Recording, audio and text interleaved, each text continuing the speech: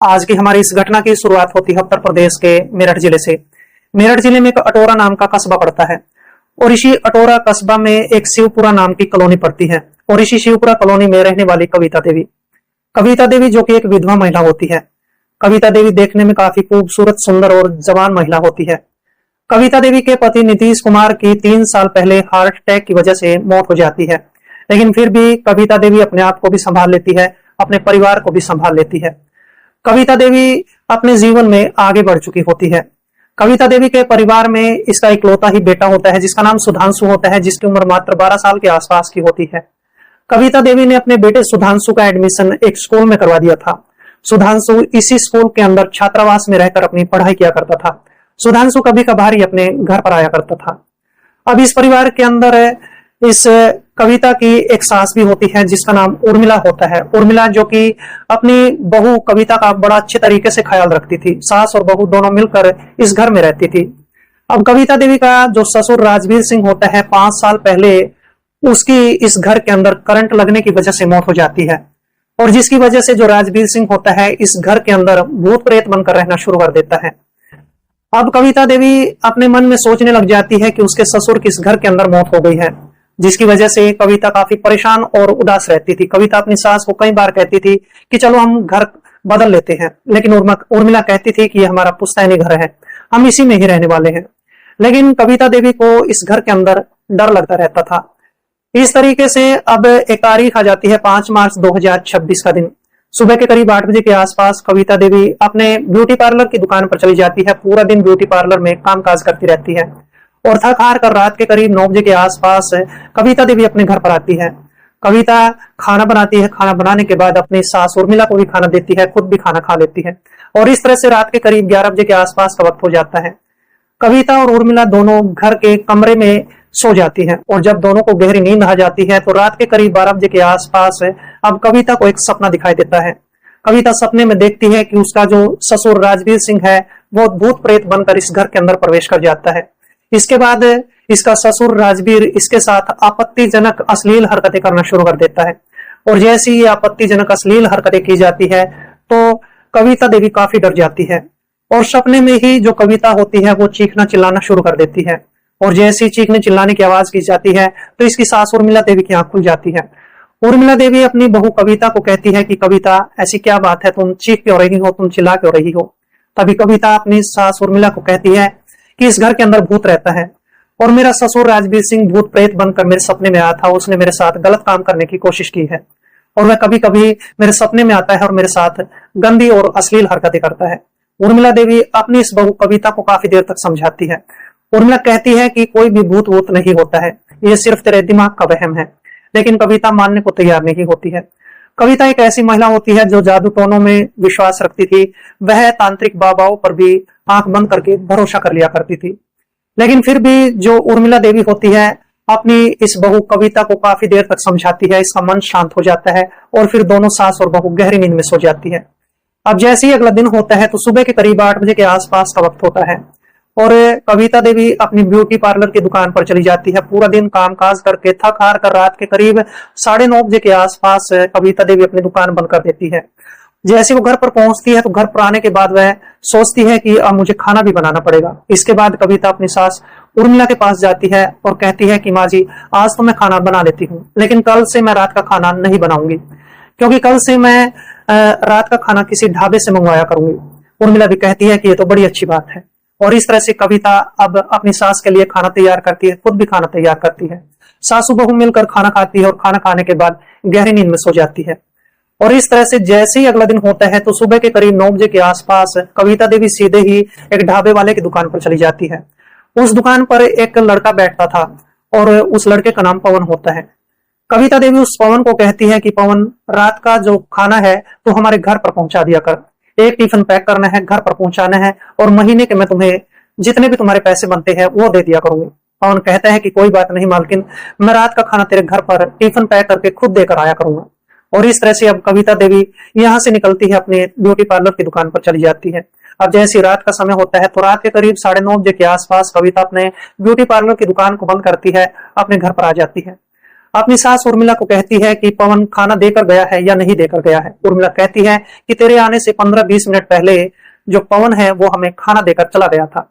और इसके बाद जो उर्मिला और कविता होती हैं, ये दोनों मिलकर खाना खाती है और खाना खाने के बाद रात के करीब 10:30 बजे के आसपास सास और बहू एक ही कमरे में सो जाती है।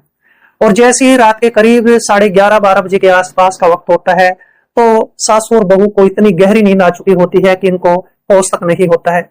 और फिर इसके बाद एक भूत का खेल शुरू हो जाता है। इसके बाद इस घर के अंदर भूत प्रवेश करता है और वो भूत इस कमरे के अंदर भी आता है। कमरे के अंदर आने के बाद जो ये भूत होता है इस कविता देवी के एक एक कपड़े को उतारना शुरू कर देता है। और जैसे ही कविता देवी के सारे कपड़े उतार दिए जाते हैं तो इसके बाद ये भूत इस कविता देवी के साथ गंदा और गलत काम करना शुरू कर देता है। ये भूत इस कविता के साथ तब तक इस गलत रिश्ते को कायम करता है जब तक इस भूत का मन नहीं भर जाता है, इस भूत की इच्छाएं पूरी नहीं हो जाती है।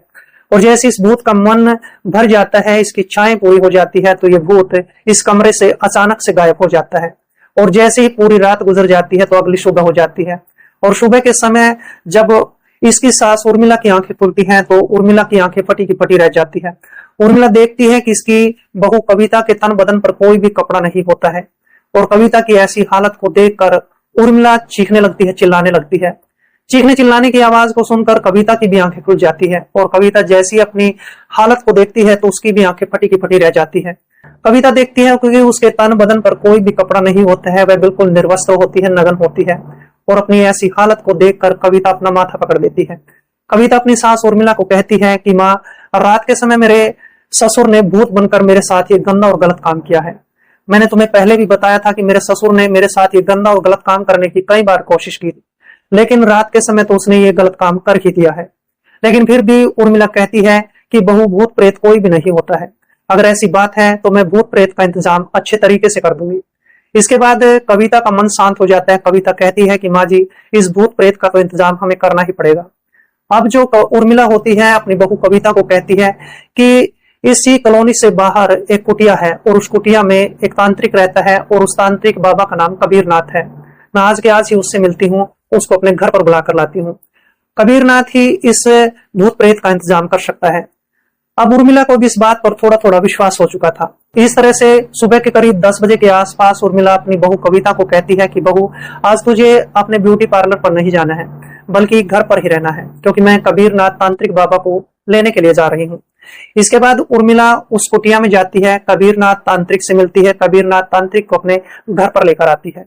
कबीरनाथ तांत्रिक अब कविता से सवाल जवाब करता है, उसको कहते हैं कि तुम्हारे साथ जो भी हुआ है मुझे सच सच बताओ। इसके बाद कविता कहती है कि इस घर के अंदर मेरे ससुर का भूत प्रेत रहता है और वो भूत प्रेत मेरे साथ रात के समय गंदा और गलत काम करता है, उसका तुम्हें इंतजाम करना पड़ेगा। कबीरनाथ तांत्रिक कहता है कि कोई बात नहीं, मैं उसका इंतजाम कर दूंगा। इस तरह से अब कबीरनाथ तांत्रिक कुछ जड़ी बूटियां इस कविता को देता है और कविता को कहता है कि ये जड़ी बूटियां पीस कर रात के समय जल में मिलाकर पी लेना। और इस तरह से अब कविता का मन शांत हो जाता है। कबीरनाथ कहते हैं कि तुम्हें 3 दिन तक ये उपाय करना है। और इस तरह से अब कबीरनाथ अपनी दान दक्षिणा लेता है और दान दक्षिणा लेने के बाद कबीरनाथ तांत्रिक इस घर से बाहर निकलकर चला जाता है। कबीरनाथ तांत्रिक एक भला आदमी होता है। और इस तरह से अब जैसे ही रात का समय हो जाता है तो रात के करीब 9 बजे के आसपास जो ये महिला कविता होती है उस जड़ी बूटी को भी पानी के साथ खा लेती है। और फिर इसके बाद खाना भी मंगवाया जाता है और फिर ये दोनों ही सास बहू मिलकर खाना भी खाती हैं और खाना खाने के बाद रात के समय गहन नींद में सो जाती है। इन दोनों की हालत ऐसी हो जाती है कि मानो ये दोनों बेहोश हो चुकी हो। और इसके बाद वो भूत रात के 12 बजे के आसपास आज फिर से इस घर के अंदर प्रवेश करता है। घर के अंदर प्रवेश करने के बाद ये भूत कविता देवी के फिर से सारे कपड़े उतारना शुरू कर देता है। और जैसी कविता देवी बिल्कुल ऐसी हालत में हो जाती है कि उसके शरीर पर कोई भी कपड़ा नहीं होता है, तो फिर ये भूत अपना काम करना शुरू कर देता है। ये भूत आज भी इस महिला कविता देवी के साथ गलत रिश्ते कायम करना शुरू कर देता है। और ये भूत तब तक इस गलत काम को अंजाम देता है जब तक इस भूत की इच्छाएं पूरी नहीं हो जाती है। लेकिन कविता को भनक तक नहीं लगती है, कविता बेहोश पड़ी होती है। और इस तरह से अब ये भूत अपने काम को अंजाम देने के बाद अचानक से यहाँ से गायब हो जाता है। और जैसी सुबह होती है तो सुबह के समय आज सबसे पहले कविता की आंखें खुलती है। कविता जैसे ही अपनी ऐसी हालत को देखती है तो वह चीखना चिल्लाना शुरू कर देती है, जिसकी वजह से उर्मिला की आंख खुल जाती है। उर्मिला देवी देखती है कि आज भी उसकी बहू कविता के साथ फिर से गलत और गंदा काम हुआ था। उर्मिला अपनी बहू को कहती है कि कविता तू किसी बात की फिक्र मत कर, आज मैं फिर से उस तांत्रिक बाबा कबीरनाथ के पास जाती हूँ, कोई ना कोई उपाय वो जरूर करेगा। इसके बाद उर्मिला अपनी बहू कविता को कहती है कि बहू आज तुझे घर पर ही रहना है, आज भी तू अपने ब्यूटी पार्लर की दुकान पर मत जाना। कविता मान जाती है और इस तरह से सुबह के करीब 9:30 बजे के आसपास जो उर्मिला देवी होती है फिर से उस तांत्रिक बाबा कबीरनाथ के पास चली जाती है। कबीरनाथ तांत्रिक एक भला आदमी होता है। कबीरनाथ तांत्रिक कहता है कि चलो कोई बात नहीं, मैं दूसरा उपाय कर देता हूँ। और इसके बाद कबीरनाथ तांत्रिक इस महिला उर्मिला देवी के घर पर आ जाता है और कबीरनाथ तांत्रिक फिर से कविता से वही बात पूछता है, कहता है कि तुम्हारे साथ क्या हुआ है। फिर से कविता अपनी पूरी कहानी इस तांत्रिक बाबा को सुनाती है और इसके बाद ये तांत्रिक कबीरनाथ कहने लगता है कि माँ जी, मुझे तुम्हारे घर में एक बहुत बड़ी पूजा करनी पड़ेगी। तुम ऐसा करो, मैं पूजा आरती का सामान लिख देता हूँ, किसी दुकान पर चली जाओ और पूजा सामग्री का सामान लेकर आओ। इसके बाद ये तांत्रिक पूजा सामग्री का सामान लिखता है और फिर उर्मिला उस लिस्ट को लेकर एक दुकान पर चली जाती है। उर्मिला उस दुकान से पूजा सामग्री का सामान खरीद कर अपने घर पर आ जाती है। इसके बाद उर्मिला देवी पूजा सामग्री का सारा सामान उस तांत्रिक बाबा कबीरनाथ को देती है और कबीरनाथ कहता है कि मैं तुम्हारे घर के अंदर एक पूजा करता हूँ। इस तरह से कबीरनाथ तांत्रिक इस घर के अंदर बैठकर पूजा करना शुरू कर देता है। पूजा करते करते लगभग 1 घंटे का वक्त बीत जाता है और इतना वक्त बीत जाने के बाद कबीरनाथ तांत्रिक उर्मिला को कहता है कि माँ जी, अब तुम्हारे घर के अंदर कोई भी भूत प्रेत आने वाला नहीं है और तुम्हारी बहू कविता के साथ कुछ भी होने वाला नहीं है। इस तरह से उर्मिला देवी अब इस तांत्रिक कबीरनाथ को कुछ दान दक्षिणा देती है और कबीरनाथ तांत्रिक इस घर से दान दक्षिणा लेने के बाद अपनी कुटिया में चला जाता है और पूरा दिन गुजर जाता है। शाम भी हो जाती है। शाम के करीब 7 बजे के आसपास कविता अपनी सास उर्मिला को कहती है कि माँ जी, मुझे कुछ भी अच्छा नहीं लगता है। इसकी सास उर्मिला कविता देवी को काफी देर तक समझाती है, कहती है कि तांत्रिक बाबा ने सारा समाधान कर दिया है, अब हमारे घर के अंदर कोई भी भूत प्रेत नहीं आ सकता है। और इस तरह से कविता देवी का मन थोड़ा सा शांत हो जाता है। लेकिन जैसे ही रात के करीब 9 बजे के आसपास का वक्त हो जाता है तो उसी समय घर के दरवाजे पर दस्तक होती है और फिर इसके बाद कविता अपने घर का दरवाजा खोलती है। कविता देखती है कि घर के दरवाजे पर पवन खड़ा होता है, उसके हाथ में खाने का टिफिन होता है। पवन कहता है कि मालकिन, मैं खाना लेकर आया हूँ। इसके बाद जो कविता होती है पवन से खाने का टिफिन लेती है, घर के अंदर रखना शुरू कर देती है। लेकिन उसी समय पवन कहते हैं कि मालकिन, मुझे काफी प्यास लगी है, मुझे थोड़ा सा पानी पीना है। इसके बाद जो महिला कविता होती है पवन को कुछ पानी देती है, पवन पानी भी पीता है और पानी पीने के बाद पवन इस घर से बाहर चला जाता है। इसके बाद कविता देवी के घर के अंदर खाना आ चुका होता है। अब कविता और उसकी सास उर्मिला देवी दोनों बैठकर बड़े चाव के साथ खाना खाती है और खाना खाने के बाद अब वह उर्मिला को कहती है कि आज मैं दरवाजा बंद करके सोने वाली हूँ। इस तरह से अब कविता और उर्मिला अपने कमरे का भी दरवाजा बंद करती है, घर का मुख्य दरवाजा भी बंद कर लिया जाता है और सास और बहू दोनों गहरी नींद में सो जाती है। लेकिन जैसे 11 बजे के आसपास का वक्त हो जाता है तो दोनों बेहोश हो जाती हैं।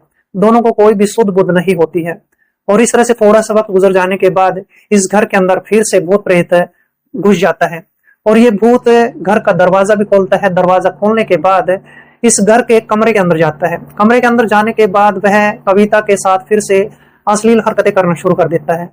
आज भी ये भूत कविता के शरीर से एक एक कपड़ा हटा देता है और आज भी ये भूत कविता के साथ फिर से गलत और गंदा काम करना शुरू कर देता है।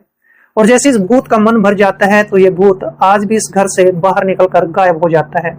और सुबह होने के बाद जब कविता और उर्मिला की आंखें खुलती हैं तो इन दोनों की आंखें फटी की फटी रह जाती है। कविता कहती है कि कबीरनाथ तांत्रिक का उपाय असफल हो चुका है, अब मुझे पुलिस स्टेशन में चलना चाहिए। लेकिन उर्मिला कहती है कि नहीं, हम पुलिस स्टेशन में नहीं जाएंगे, अगर हम पुलिस स्टेशन में जाते हैं तो हमारी बहुत बदनामी हो जाएगी। कविता देवी भी मान जाती है। कविता कहती है कि ये तो बात तुम्हारी बिल्कुल सही है। लेकिन फिर भी उर्मिला देवी का मन नहीं मानता है। उर्मिला देवी उसी समय करीब आधे घंटे का वक्त गुजरने के बाद कबीरनाथ तांत्रिक की कुटिया की तरफ चली जाती है। लेकिन कबीरनाथ तांत्रिक अपनी कुटिया में नहीं होता है। उर्मिला वहां पर पूछताछ करती है, लोगों से पूछती है कि ये तांत्रिक कहाँ चला गया है। तभी लोग कहते हैं कि तांत्रिक बाबा तो कल से ही गायब है, वो यहाँ पर नहीं है। और इस तरह से उर्मिला थक हार कर अपने घर पर वापस आ जाती है। इसके बाद कविता पूछने लगती है कि तांत्रिक बाबा कहाँ चला गया है। तभी उर्मिला कहती है कि तांत्रिक बाबा तो कुटिया छोड़कर चला गया है। लेकिन कविता काफी परेशान थी, उदास थी। वह अपनी सास उर्मिला को कहती है कि माँ जी, अब हमें क्या करना चाहिए। लेकिन उर्मिला कहने लगती है कि देखो, हम पुलिस स्टेशन में तो बिल्कुल भी नहीं जाएंगे। और इस तरह से पूरा दिन गुजर जाता है, रात भी हो जाती है अब तो कविता देवी के साथ हर रात ये भूत गलत और गंदा काम किया करता था। लगभग 2 महीने का वक्त गुजर जाता है और इतना लंबा वक्त गुजर जाने के बाद एक तारीख आ जाती है 8 मई 2026 का दिन। सुबह के करीब 9 बजे के आसपास का वक्त होता है। कविता देवी की आज तबीयत खराब हो जाती है। कविता उसी समय अपनी सास उर्मिला को कहती है कि माँ जी, आज मेरी तबीयत बहुत ज्यादा खराब हो चुकी है, मैं किसी हॉस्पिटल में जाना चाहती हूँ, अपना इलाज करवाना चाहती हूँ। इसके बाद उर्मिला कहती है कि मैं खुद ही तुझे किसी हॉस्पिटल में लेकर जाती हूँ। इसके बाद सास और बहू एक ऑटो रिक्शा के माध्यम से नजदीकी हॉस्पिटल में चली जाती है। हॉस्पिटल में जाने के बाद महिला डॉक्टर से बातचीत की जाती है। महिला डॉक्टर इसके बाद कविता का मेडिकल चेकअप करती है और जैसे ही मेडिकल चेकअप किया जाता है तो फिर इसके बाद महिला डॉक्टर कविता को कहती है कि कविता, तू 1 महीने की गर्भवती है। अब जैसे ये बात कविता को सुनाई देती है तो कविता के पैरों के नीचे से जमीन खिसक जाती है। कविता कहने लगती है कि मैडम जी, मैं तो एक विधवा औरत हूँ, मैं गर्भवती कैसे हो सकती हूँ। उसके बाद अब ये महिला डॉक्टर उर्मिला को भी यही बात कहती है, लेकिन उर्मिला भी अपनी जिद पर अड़ जाती है। कहती है कि मेरी बहू प्रेग्नेंट नहीं हो सकती है क्योंकि इसके पति को गुजरे हुए कई साल हो चुके हैं। लेकिन कविता अब सच बोलने के लिए तैयार हो जाती है। कविता इस महिला डॉक्टर को कहती है कि मेरे साथ ऐसे ऐसे करके गलत होता है। जैसे मैं रात को अपने कमरे में सोती हूँ तो मेरे सपने में मेरा जो ससुर है भूत बनकर आता है और ये भूत मेरे साथ गलत और गंदा काम करता है और फिर जिसकी वजह से मैं गर्भवती हो गई हूँ। लेकिन महिला डॉक्टर कविता की किसी बात का विश्वास नहीं करती है। महिला डॉक्टर कहती है कि तेरे घर के अंदर कोई भी भूत प्रेत नहीं है, बल्कि कोई तेरे घर के अंदर आता है और तेरे साथ गलत काम करता है। लेकिन कविता और उर्मिला जिद पकड़ लेती हैं, कहती है कि हमारे घर के अंदर कोई भी नहीं आ सकता है। हम घर का मुख्य दरवाजा भी बंद करते हैं, घर का कमरे का दरवाजा भी बंद करते हैं। जैसे ही महिला डॉक्टर इन दोनों की बात को सुनती है तो महिला भी काफी परेशान हो जाती है। महिला डॉक्टर कहती है कि चलो आज दूध का दूध पानी का पानी हो जाएगा, मैं अभी इसी समय पुलिस को यहाँ पर बुलाती हूँ। लेकिन कविता और उर्मिला कहने लगती है कि हम पुलिस स्टेशन में नहीं जाने वाले हैं, ना तुम पुलिस को यहाँ बुलाओ, नहीं तो यहाँ पर बखेड़ा खड़ा हो सकता है, हमारी बदनामी भी हो सकती है। महिला डॉक्टर कहती है कि तुम्हारी बहू के पेट में ये बच्चा पल रहा है और कल भविष्य में ये बच्चा जन्म भी लेगा और जब लोगों को पता चलेगा तो फिर लोग तुम दोनों पर थू थू करेंगे। बस इस बात को सुनकर कविता और उर्मिला मान जाती है। कविता कहती है कि आज यहीं पर पुलिस को बुला लो। इसके बाद महिला डॉक्टर पुलिस स्टेशन में फोन कॉल करती है। थोड़ी देर के बाद अब हॉस्पिटल में पुलिस भी पहुंच जाती है और इसके बाद पुलिस जब इस कविता से पूछताछ करती है और कविता पुलिस को कहती है कि मेरे सपने में मेरा ससुर भूत बनकर आता है और वो मेरे साथ आपत्तिजनक अश्लील हरकतें करता है और उसने कई बार मेरे साथ गलत और गंदा काम भी किया है, तो पुलिस के भी होश उड़ जाते हैं। तभी पुलिस दरोगा राकेश कुमार कहते हैं कि तुम्हारे घर के अंदर कोई भी भूत प्रेत नहीं है, बल्कि तुम्हारे घर में कोई भी अनजान व्यक्ति आता है और ये गलत काम करता है। लेकिन कविता और उर्मिला कहती है कि हमारे घर में कोई भी आता जाता नहीं है, हम घर का मुख्य दरवाजा भी बंद करते हैं और कमरे का दरवाजा भी बंद करते हैं, तो फिर हमारे घर में कोई भी अनजान व्यक्ति कैसे आ सकता है। इसके बाद पुलिस कहती है कि हम रात के समय तुम्हारे घर पर के सामने पहरा देंगे, लेकिन तुम इस समय अपने घर पर चली जाओ और हम 1-2 दिन के अंदर ही उस भूत को गिरफ्तार करेंगे। इस तरह से अब कविता और उर्मिला अपने घर पर आ जाती है और जैसे ही रात हो जाती है तो रात के करीब 9 बजे के आसपास जो कविता होती है और उर्मिला होती है, ये दोनों मिल बैठकर खाना खाती है और खाना खाने के 1 घंटे के बाद सास और बहू दोनों कमरे में जाकर लेट जाती है। कमरे का मुख्य दरवाजा बंद कर लिया जाता है और इस तरह से अब जो पुलिस होती है वो बाहर पहरा देना शुरू कर देती है और जैसे ही रात के करीब 12 बजे के आसपास का वक्त होता है तो एक अनजान व्यक्ति इसके घर के अंदर प्रवेश करता है। यह अनजान व्यक्ति घर की दीवार फांद कर कमरे में प्रवेश कर जाता है और जैसे कमरे में जाता है तो कमरे में जाने के बाद कविता के तन बदन से कपड़े हटाना शुरू कर देता है और थोड़ा सा वक्त गुजर जाने के बाद जो पुलिस होती है वो भी घर के अंदर प्रवेश कर जाती है। इसके बाद पुलिस इस अनजान व्यक्ति को वहीं पर पकड़ लेती है और वहीं पर इस अनजान व्यक्ति की खूब जमकर पिटाई की जाती है और यह अनजान व्यक्ति कोई और नहीं होता है बल्कि ढाबे वाला पवन होता है। और जब पवन से पूछताछ शुरू कर दी जाती है तो पवन इसके बाद सच्चाई बताने के लिए तैयार हो जाता है।